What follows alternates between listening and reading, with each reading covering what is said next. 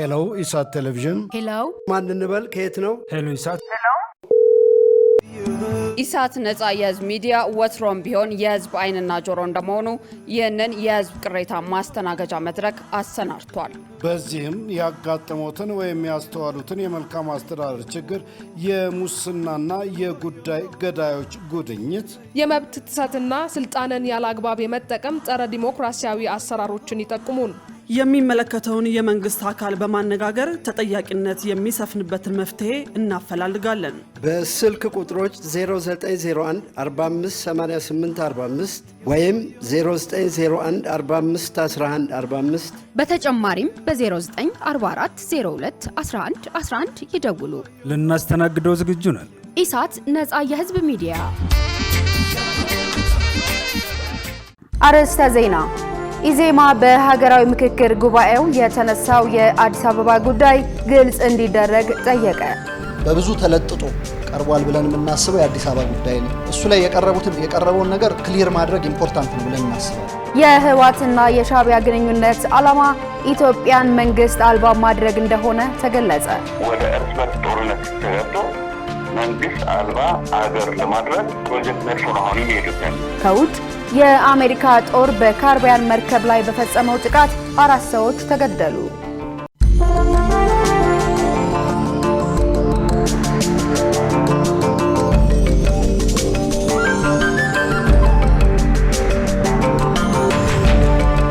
ሰላም ጤና ይስጥልን የተከበራችሁ ተመልካቾቻችን፣ ከኢሳት ነጻ የህዝብ ሚዲያ የሰዓቱ ዜናዎች ተጀምረዋል። ከዘገባዎቹ ጋር እኔ ገነት ዘውና ለምልክት ቋንቋው ደግሞ ዳዊት ጎሳይ አብሮናል። አሁን ቀዳሚ ወዳደረግነው ዜና ተሻገር። ኢዜማ በሀገራዊ ምክክር ጉባኤ የተነሳው የአዲስ አበባ ጉዳይ ለህዝብ ግልጽ እንዲደረግ ጠየቀ። በተጨማሪም በጉባኤው ላይ የቀረቡትን ምክረ ሀሳቦች አተገባበር የሚከታተል ገለልተኛና ህጋዊ አካል እንዲቋቋም ጥያቄ አቅርቧል። ዝርዝሩ እንደሚከተለው ይቀርባል። የኢትዮጵያ ዜጎች ለማህበራዊ ፍትህ ኢዜማ የሀገራዊ ምክክር ጉባኤ ሂደትና ፍጻሜ አስመልክቶ ለመገናኛ ብዙሃን መግለጫ ሰጥቷል። የኢዜማ ሊቀመንበር ዶክተር ሙሉ ዓለም ተገኝ ወርቅ ፓርቲው ከጉባኤው መጀመሪያ እስከ ፍጻሜው በንቃት መሳተፉን ገልጸው በምክክሩ የተደረሱና በተመካካሪዎች የተፈረሙ የመጨረሻ ምክረ ሀሳቦች ብቻ እንዲከበሩ ሲል አሳስበዋል። የምክክሩ ሂደት የመመካከሪያ ምዕራፍ ቢጠናቀቅም የሂደቱ ወሳኝ ምዕራፍ የመጨረሻ ምክረ ሀሳቦች በኮሚሽኑ ለመንግስትና ለህዝብ የሚቀርቡበት ሂደትና የትግበራ ምዕራፍ የሚቀሩ መሆኑን በመገንዘብ በጥንቃቄ እንዲያዙ በማለት የሚከተለውን ሀሳብ ሰንዝረዋል። ኮሚሽኑ በተመካካሪዎች የቀረቡትን 400 ምክረ ሀሳቦች ለህዝብ ይፋ እንዲያደርግ፣ በምክክሩ ሂደት ከጥቃቅን ቡድኖች ጀምሮ ያደረግናቸውን የውይይቶች ቃለ ጉባኤዎች በማገናዘብ እንዲከወን፣ መንግስት ሀገራዊ ምክክሩ ሂደት ውጤታማ የሚሆነው የቀረቡት ምክረ ሀሳቦች ሙሉ በሙሉ ተግባራዊ ሲደረጉ እንደመሆኑ አፈጻጸሙ ከተገቢው ጊዜ በላይ እንዳይወስድ በፍጥነት እንዲፈጸም እንዲያደርግ፣ የሀገራዊ ምክክሩ ምክረ ሀሳቦችን አተገባበር የሚከታተል ገለልተኛና ህጋዊ አካል እንዲቋቋም እንጠይቃለን። በዚህ ረጅም ሀገራዊ ምክክር ውስጥ የተስተዋሉ የሂደት ጉድለቶች ቢኖሩም እንኳ በመጨረሻ የመጣው ውጤት የሚያበረታታ ብዙ የተማርንበት መሆኑን ለመግለጽ እንወዳለን። የፓርቲው የስራ አስፈጻሚ አባል አርቲስት ዮሐንስ መኮንን በበኩላቸው የምክክሩን ሂደት እንዴት ታዘባችሁት በሚልና ሌሎች ጉዳዮችን በሚመለከት ከመገናኛ ብዙሃን ባለሙያዎች ለቀረቡ ጥያቄዎች የሚከተለውን ምላሽ ሰጥተዋል። ፎርማሊ ደብዳቤዎች እየጻፍን ለኮሚሽኑ አቅርበናል። ያቀረብናቸው ቅሬታዎች አብዛኞቹ ካካሄድና የአሰራር ጉድለቶች የነበሩ ብለን የታዘብናቸው አንዳንድ ኤክስፐርቶችና ሂደቱን እንዲመሩ እንዲያስተባብሩ የተመደቡ ባለሙያዎች ከተሰጣቸው ኃላፊነት በተዛነፈ ሁኔታ ሀገራዊ ምክክር ሂደቱን የሚያውክ ትክክለኛ ያልሆነ አካሄድ ሲኖር ወገንተኛ የመሰለን ጉዳይን በደብዳቤ ያሳውቀን፣ ለምሳሌ አንዳንዶቹ እንዲታገዱ አድርገናል። እጅግ አብዛኛው በጋራ መግባባት ተፈራርመን ያጸደቅናቸው ናቸው። ያልተስማማንባቸውም ቢሆኑ የተፈራረምንበት ሰነድ አካል ሆነው በሂደት የሚፈቱ ሆነው የሚታዩ ይሆናሉ። የልዩነት ሀሳቦቹ ተመዝግበዋል ብለን እናስባለን። በዚህ የትግበራ ጊዜ ከሁሉም ባለድርሻዎች ቁርጠኝነትን የሚጠይቅ ምናልባትም ከባዱ ጊዜ ከፊት ያለው አድርገን እንወስደዋለን። እነኚህ የምክክር ሀሳቦች ብዙ ዋጋ የተከፈለባቸው ጊዜ ሰተን የመከርንባቸው ጉዳዮች ትርጉም ባለው ሁኔታ የኢትዮጵያን ዘመናት የተሻገሩ ውስብስብ ችግሮች ሊፈታ በሚችል መልኩ ይተገበራሉ ብለን ተስፋ እናደርጋለን። ሌላኛው የፓርቲው መሪ ኢዮብ መሳፍንት ደግሞ ለኮሚሽኑ ከቀረቡት 400 ምክረ ሀሳቦች ውስጥ 5 ጉዳዮች በአማራጭና በልዩነት ሀሳብ የቀረቡ አጀንዳዎች መሆናቸውን በማንሳት ዝርዝር ጉዳዩን እንዲህ ያስረዳሉ። በብዙ ተለጥጦ ቀርቧል ብለን የምናስበው የአዲስ አበባ ጉዳይ የተመለከተው ነው። እሱ ላይ የቀረበውን ነገር ክሊር ማድረግ ኢምፖርታንት ነው ብለን እናስባለን። የአዲስ አበባን በተመለከተ ሙሉ በሙሉ ስምምነት የተደረሰባቸው 7-8 ኢሹዎች አሉ። ከሱ ውስጥ አንድ ጉዳይ ብቻ እሱም የኦሮሚያ መቀመጫ አዲስ አበባ የኦሮሚያ ክልል ርዕሰ ከተማ መሆን አለባት የሚለው ላይ ኦልሞስት ከሞላ ጎደል ስምምነት ኖሮ ግን እሱ በምን ይተግበር በህገ መንግስት ላይ ይደንገግ ወይስ ደግሞ ኦሮሚያ ክልል በሚያወጣው በራሱ በክልሉ ህገ መንግስት ላይ ይደንገግ ወይስ በፌደራሉ ህገ መንግስት ላይ ይቀመጥ የሚለው ሐሳብ ብቻ ነው የልዩነት ሐሳብ ሆኖ የቀረበው። እኛ ቅሬታ ያቀረብንበትና እዚህ ላይም በመግለጫችን ያነሳ ነው። ይሄንን ምክር ሐሳብ ወስዶ ኮሚሽኑ የራሱን አማካሪ ቡድንና የሽማግሌዎች ቡድን የሚል ከእንትን ጋር ከክልል ጉባኤ ከሚባል ጋር ቅርቃር ፈቺ ከሆነ አካል ጋር አጣምሮ በመውሰድ ምክር እንዲሰጡኝ በሚል የሰበሰበው ጉባኤ አካሄዱ ትክክል አይደለም፣ ከአሰራር ከህግ ውጪ ነው ብለን ስላመንን እሱ ላይ ቅሬታ አቀርበናል። ለኮሚሽኑም በደብዳቤ በግልጽ ጠይቀናል። መልስ የምንጠብቅበት ይሆናል ማለት ነው። የሀገራዊ ምክክር ኮሚሽን ጠቅላላ ጉባኤውን ነሐሴ 16 ቀን 2018 ዓ.ም ማጠናቀቁ ይታወሳል።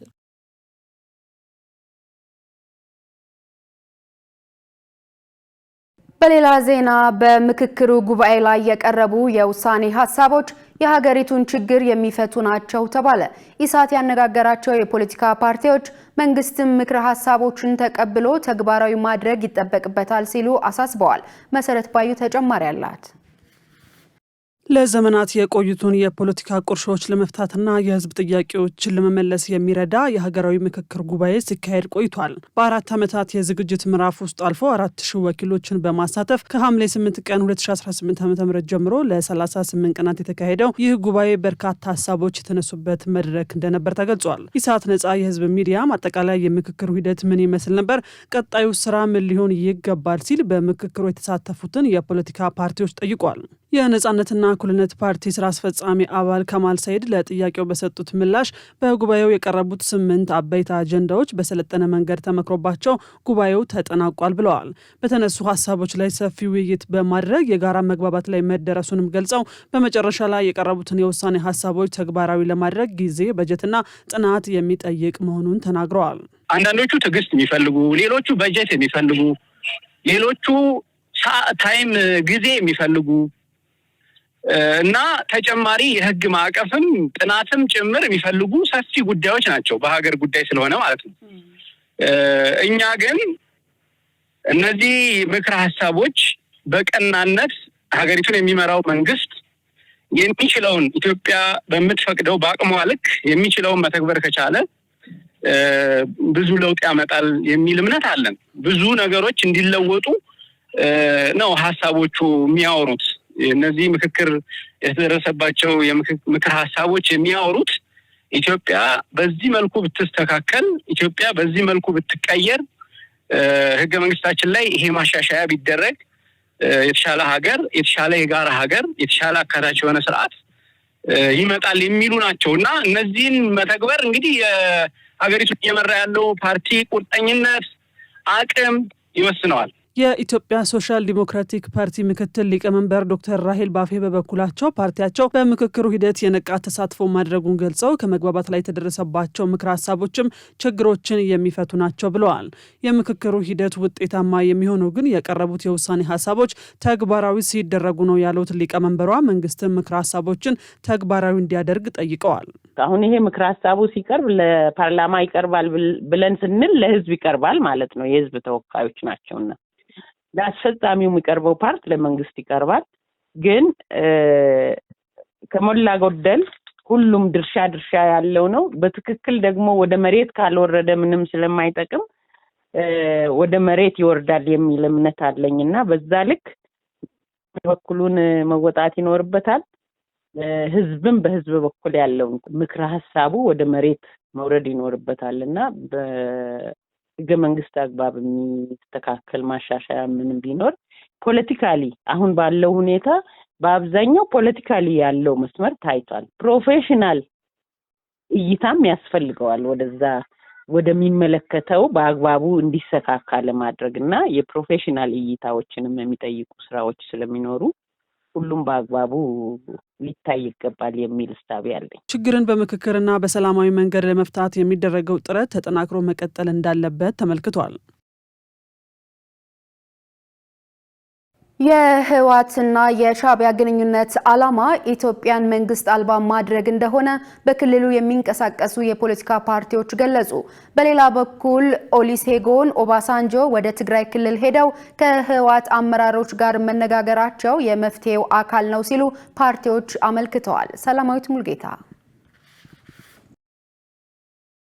የአፍሪካው ህብረት ልዩ መልእክተኛ ኦሉሴጉን ኦባሳንጆ በትግራይ ክልል ድንገተኛ ጉብኝት ማድረጋቸው አስቀድሞ በመደበኛ መርሃ ግብርና በቀጠሮ የተያዘ እንዳልነበር ትላንት ማክሰኞ በህወሓት ሊቀመንበር በዶክተር ደብረጽዮን ገብረ ሚካኤል የሚመራ አስተዳደር ባወጣው መግለጫ አስታውቋል። ኢሳት ይህንን አስመልክቶ በክልሉ የሚንቀሳቀሱ የፖለቲካ ፓርቲዎችን አነጋግሯል። የሰባ እንደርታ ፓርቲ ሊቀመንበር ከበደ አሰፋ ለጥያቄያችን በሰጡት ምላሽ ኦሉሴጉን ኦባሳንጆ ወደ ትግራይ ክልል በመሄድ ከህወሓት አመራሮች ጋር መወያየታቸው መፍትሄ ለማምጣት የሚደረገው ጥረት አካል እንደሆነ አመልክተዋል። ወደ ግጭት ወደ ለየለት ጦርነት እንዳያድግ ቆሞ ማየት ስለሌለበት ተደጋጋሚ ጥረቶች እያደረገ እንደሆነ ማሳያ ነው። የኦባሳንጆ ተደጋጋሚ ትግራይ መሄድ እሳቸው ብቻ ሳይሆን የአሜሪካ መንግስትም በጉዳዩ ትኩረት ሰጥቶ የኢትዮጵያ አሜሪካ አምባሳደር በተደጋጋሚ ወደ ክልሉ ሄደው ከህወሓት የቀድሞ ህወሓት ሰዎች እየተነጋገሩ እንዳለ አይተናል። እንግዲህ እነዚህ ነገሮች የዓለም ማህበረሰብ እና የኢትዮጵያ መንግስት ነገሮች በሰላም እንዲያልቁ ያላቸው የሚያደርጉትን ጥረት አካል አድርጌ ነው የማየው። ሊቀመንበሩ አክለውም መፍትሄ ለማምጣት ከሁሉ አስቀድሞ የህግን የበላይነት የሚያከብርና ተቋማትን የሚጠብቅ አሰራር መኖር እንዳለበት ገልጸዋል። ያለ መፍትሄ ብዬ የማስበው የህዝቡን ትግል አግዞ ይሄ ኃይል ለአንዴና ለመጨረሻ ጊዜ ማስወገድ ነው። ይህንም ማምነው እኔ እንደ ግሌ ተጠየች ግን ደግሞ ምናልባት ይህን ኃይል ለማስወገድ የሚፈጠሩ ግጭቶች ሄዶ አገር ህዝብን የሚጎዱ በመሆናቸው ነገሮች በሰላም ማለቅ የሚችሉ ከሆነ ምንም ከጦርነት ከሚገኝ ድል ይልቅ በሰላም የሚገኝ በሰጥቶ መቀበል ቢሆን እሱ ዘላቂነት አለው ብዬ አምናለሁ። አፋኝ አዋጅ እየታሰረ ወደ ማይፈልገው አስገዳጅ ወታደራዊ የስምረት ፓርቲ የሚዲያና ኮሚኒኬሽን ኃላፊ ሀለፎም ንረ በበኩላቸው በህወሓትና በሻዕቢያ መካከል ያለው ግንኙነት ዓላማው ሀገሪቱን መንግስት አልባ ማድረግ እንደሆነ ጠቁመዋል። አሁን ያለውን ነገር በትግራይ በተለይ ከዛ በዶክተር ደብረጽዮን የሚመራውን ያለውን ነገር ጨርሷል፣ ነግሮናል።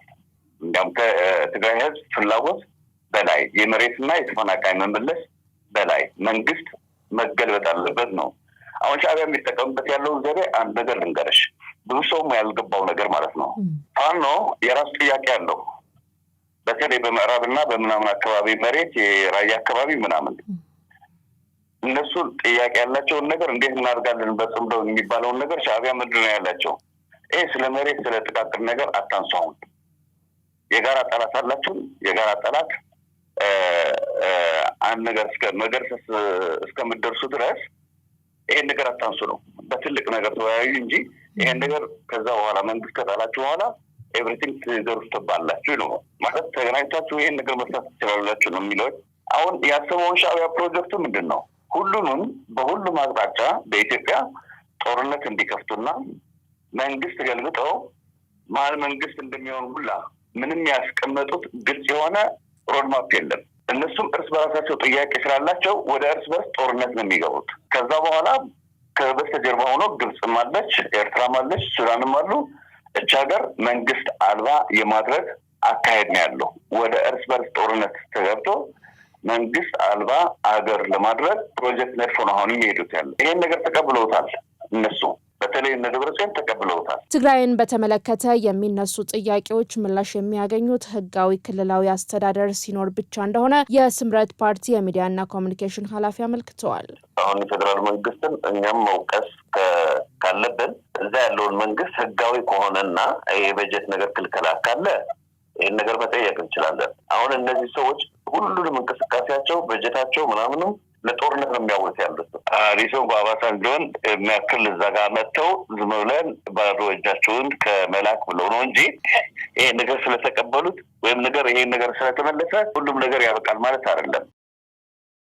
የቤቶች ልማት ወደ ዘመናዊና ፈጣን አማራጭ መሸጋገሩን የፌዴራል ቤቶች ኮርፖሬሽን አስታወቀ። የፌዴራል ቤቶች ኮርፖሬሽን ዋና ስራ አስፈጻሚ ዶክተር ረሻድ ከማል ኮርፖሬሽኑ ባከናወነው የማሻሻያ ስራ የፒያሳና የጎልድ ሳይት ፕሮጀክቶች ተጠናቀው ወደ አገልግሎት መግባታቸውን አስረድተዋል። ተቋሙ በ50 ዓመታት ጉዞ ያጠናቀረውን ተሞክሮ ከተቋማዊ ማሻሻያ ጋር በማጣመር የቤት ልማትና የገቢ ማሳደጊያ ስራዎችን እያስፋፋ ነው ተብሏል። በተጨማሪም ከደንበኞች ጋር በትብብር የተገነቡ የንግድ ቤቶች ወደ ኪራይ አገልግሎት መግባታቸውንና ተጨማሪ ገቢ ማስገኘት መጀመራቸውን ዋና ስራ አስፈጻሚው ተናግረዋል። ኃላፊው አያይዘውም ማሻሻያው ተቋሙን ከቀድሞ የተጓተተ አሰራር በማላቀቅ የአፈጻጸም ባህሉ እንዲሻሻል፣ የንብረትና የቤት አስተዳደሩ እንዲዘምን፣ የገቢ ምንጮች እንዲስፋፋና በውጤት ላይ የተመሰረቱ እንዲሆኑ ማስቻሉን ጠቅሰዋል። በዚህም በቤት ልማት፣ በገቢ እድገት፣ በአፈጻጸም አቅምና በዘመናዊ የቤት አስተዳደር ስርዓት ተጨባጭ ውጤት ተመዝግቧል ብለዋል። በተጨማሪም ዘመናዊ የ3D ግንባታ ቴክኖሎጂ ለማስፋፋት የሙከራ ቤቶችን መገንባት መጀመሩን ጠቁመው ተቋሙ በውስጣዊ አሰራር ብቻ ሳይወሰን የቤቶችን ልማት ወደ ዘመናዊና ፈጣን አማራጭ ማሸጋገሩን አብራርተዋል። ዘገባው የኤፍኤምሲ ነው።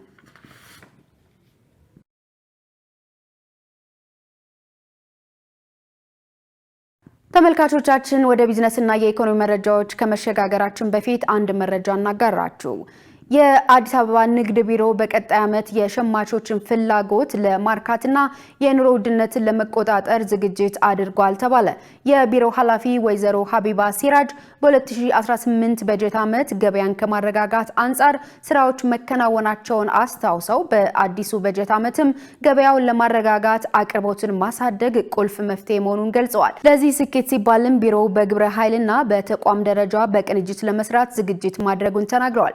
በዚህ ምርትና ምርታማነትን ከፍ ለማድረግ ከክልል መንግስታት ጋር ጠንካራ ትብብር የሚደረግ ሲሆን ይህም ምርት ያለምንም ውጣ ውረድ በቀጥታ ወደ ከተማዋ እንዲገባ ያስችላል ብለዋል።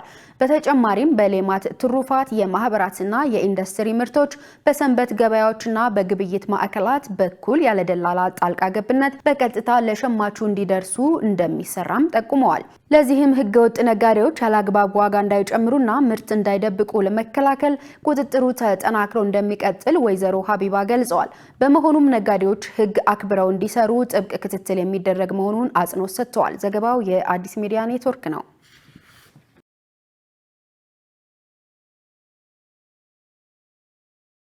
የተከበራችሁ ተመልካቾቻችን አሁን ደግሞ ወደ ቢዝነስና የኢኮኖሚ መረጃዎች ተሻገር። የቢዝነስና የኢኮኖሚ መረጃዎችን የምታቀርብልን መሰረት ባዩናት። በቀጥታ ወደ ቢዝነስ መረጃዎች።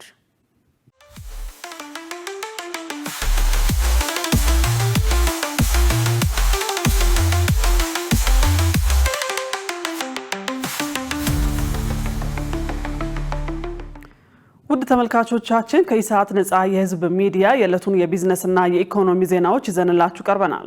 ከዜናዎቹ ጋር መሰረት ባዩ ነኝ። አብራችሁን ቆዩ።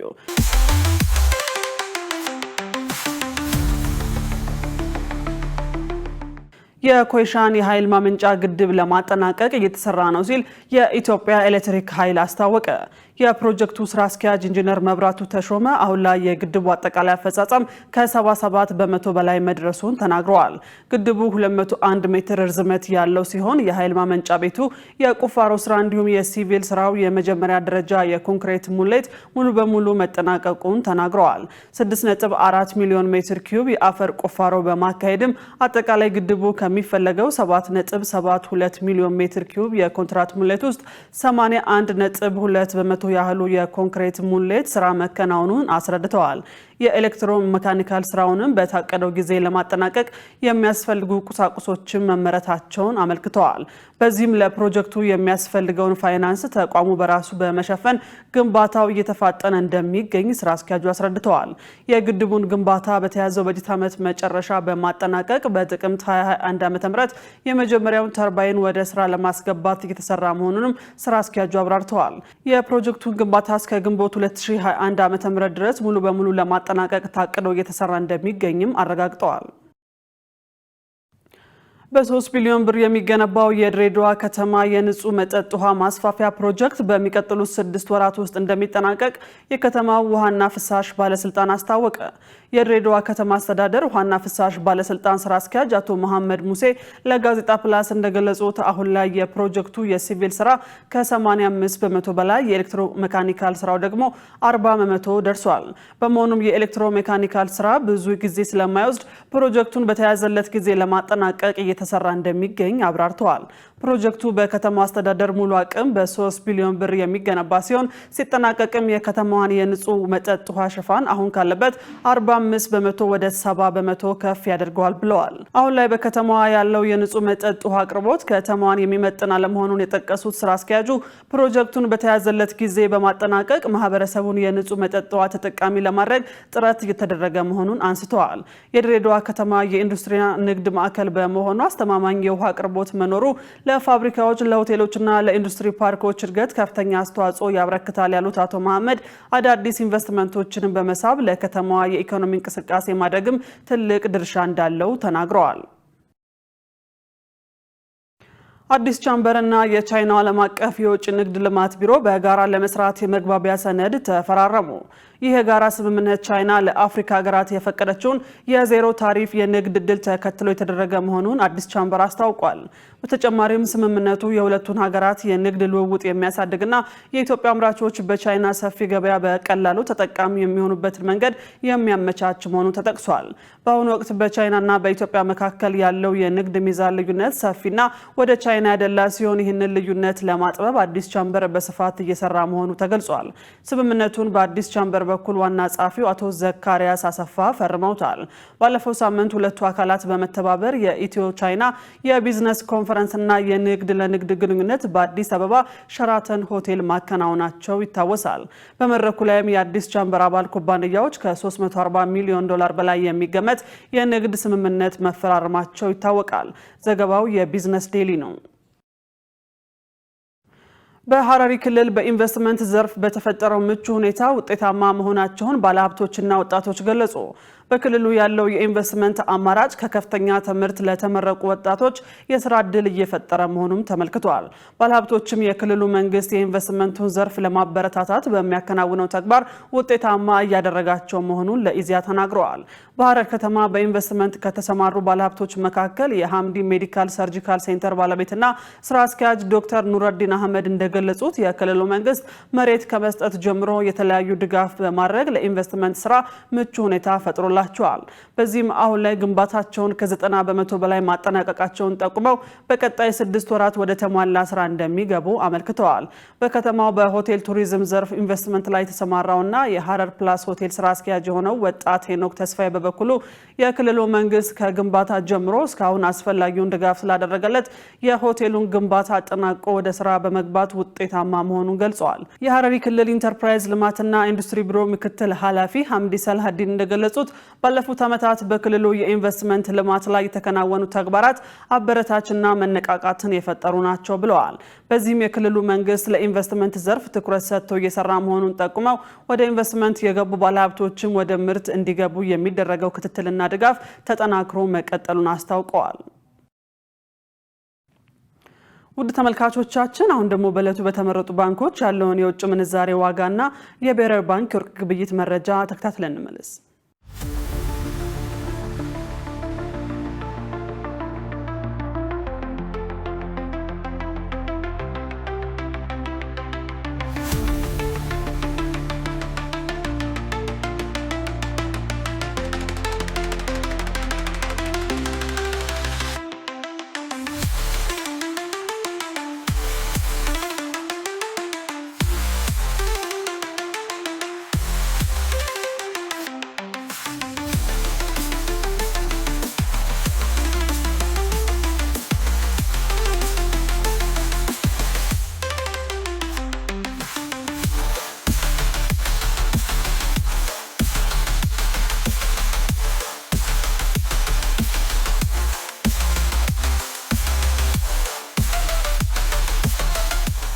ውድ ተመልካቾቻችን ለዕለቱ ያዝናቸው የቢዝነስና የኢኮኖሚ ዜናዎች በዚሁ ተጠናቀዋል። ወደ ቀሪዎቹ ዜናዎች እንመለስ።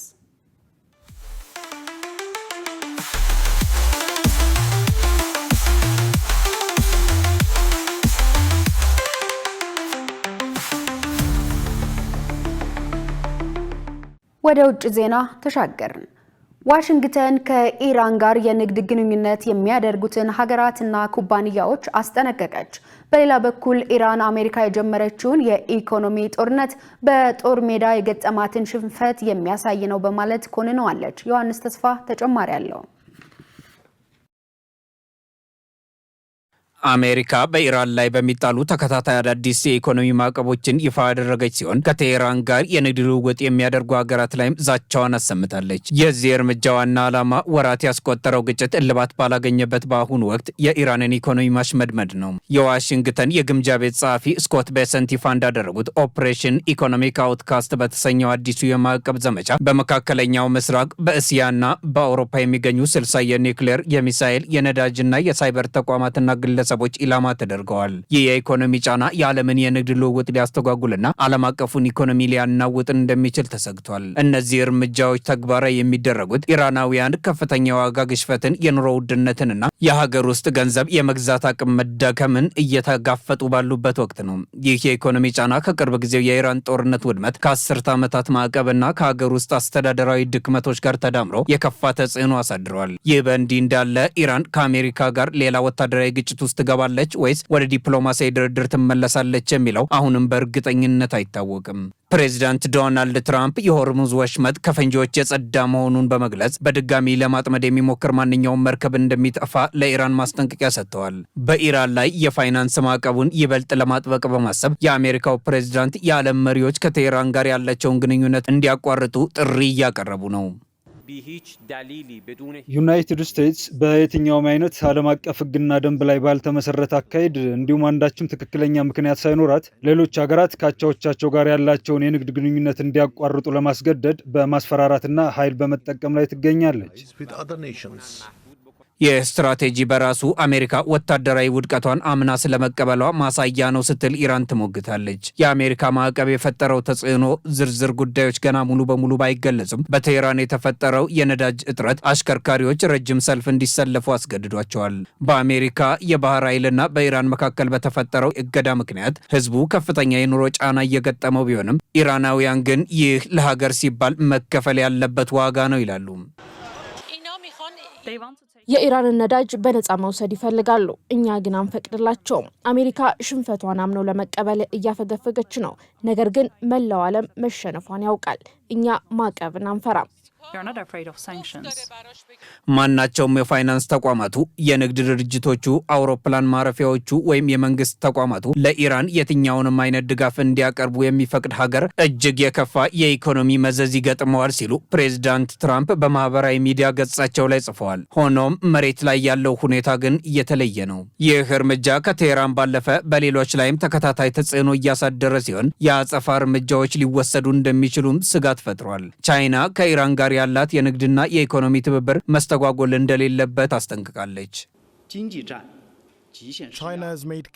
ዓለም አቀፍ ሕግን መሰረት ያላደረጉ ሕገወጥ የአንድዮሽ ማዕቀቦችን አጥብቃ እንደምትቃወም ቻይና በተደጋጋሚ ግልጽ አድርጋለች። የኢኮኖሚ ጦርነትና ከፍተኛ ጫና ማሳደር መፍትሄ ያመጡ፣ ይልቁንም ውጥረትን ከማባባስና አደጋን ከማስፋፋት ያለፈ ፋይዳ የላቸውም። ከነጩ ቤተ መንግስት የወጣው መረጃ እንደሚያመለክተው እስካሁን የተጀመረም ሆነ የታቀደ ምንም አይነት ውይይት ወይም ድርድር የለም። በዚህ መሃል ኢራን ለማንኛውም አይነት ክስተት ዝግጁ መሆኗን ለማሳየት ጠንካራ ወታደራዊ ዝግጅት እያደረገች ትገኛለች። ዲፕሎማሲያዊ ግንኙነትን እንደገና ለመጀመር በሚደረገው ጥረት ግን የኦማንና የፓኪስታን ልዑካን ቡድን በቴህራን ቆይታ አድርገዋል። ኢራንና ኦማን በሆርሙዝ ወሽመጥ በኩል የጋራ የባህር ትራንስፖርት መስመር ስለመክፈት የቀረበውን ሀሳብ እየገመገሙ ስለመሆኑም ተሰምቷል።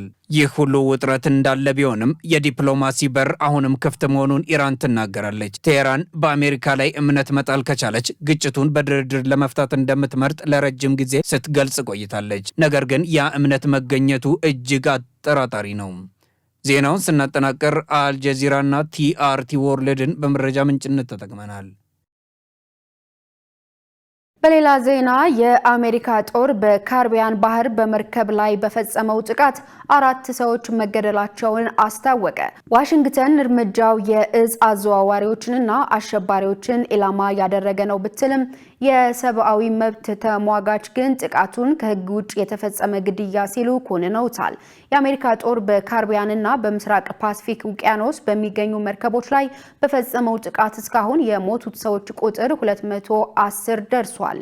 የአሜሪካ ጦር ከባለፈው ሳምንት መጨረሻ በምስራቅ ፓሲፊክ ውቅያኖስ በፈጸመው ጥቃት የሁለት ሰዎች ህይወት ማለፉ ይታወሳል። ይህም ከ5 ወራት በኋላ የተፈጸመ የመጀመሪያው ጥቃት መሆኑ ተገልጿል ሲል ሮይተርስ ዘግቦታል። የተከበራችሁ ተመልካቾቻችን ስለምትከታተሉን ከልብ እናመሰግናለን። አሁን ደግሞ ወደ ስፖርት መረጃዎች ተሻገርን። የስፖርት መረጃዎችን የሚያቀርብልን ሙልቀን ሰለሞን ነው። በቀጥታ ወደ ስፖርት መረጃዎች ለጤንነት ለምት ለወዳጅነት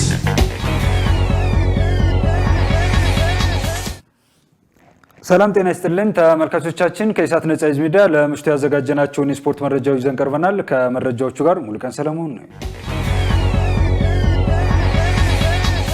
ዋሊያዎቹ ከሱዳናቻቸው ጋር የሚጫወቱበት ቀንና ቦታ ታወቀ። የኢትዮጵያ ብሔራዊ ቡድን በአፍሪካ ዋንጫ ማጣሪያ የምድብ 10 የመጀመሪያ ጨዋታ ከሱዳን ጋር እንደሚጫወት ይታወቃል። ሁለቱ ቡድኖች አርብ መስከረም 15 ቀን 2019 ዓ.ም ምሽት 1 ሰዓት ላይ እንደሚጫወቱ ካፍ ያደረገ ሲሆን የሱዳን እግር ኳስ ማህበር በበኩሉ የሜዳውን ጨዋታ ለማድረግ የደቡብ ሱዳኑን ጁባ ብሔራዊ ስታዲየም መምረጡን አስታውቋል። በኢትዮጵያ የሚደረገው ጨዋታ ደግሞ በድሬዳዋ ዓለም አቀፍ ስታዲየም እንደሚደረግ ታውቋል። በሌላ ዜና የኢትዮጵያ ከ23 ዓመት በታች ብሔራዊ ቡድን ለአፍሪካ ዋንጫ ማጣሪያ ከዩጋንዳ ጋር ተደለደለ። የአፍሪካ እግር ኳስ የበላይ ካፍ በግብጽ አስተናጋጅነት ለሚካሄደው የ27 ከ23 ዓመት በታች የአፍሪካ ዋንጫ ማጣሪያ ድልድል ይፋ አድርጓል። በዚህም ኢትዮጵያ በመጀመሪያው ዙር ከዩጋንዳ ጋር መደልደሏ ታውቋል። በካፍ መርሃ ግብር መሰረት ሁለቱ ብሔራዊ ቡድኖች የመጀመሪያ ጨዋታቸውን መስከረም 18 2019 ዓ.ም የመልስ ጨዋታቸውን ደግሞ መስከረም 26 2019 ዓ.ም ያደርጋሉ።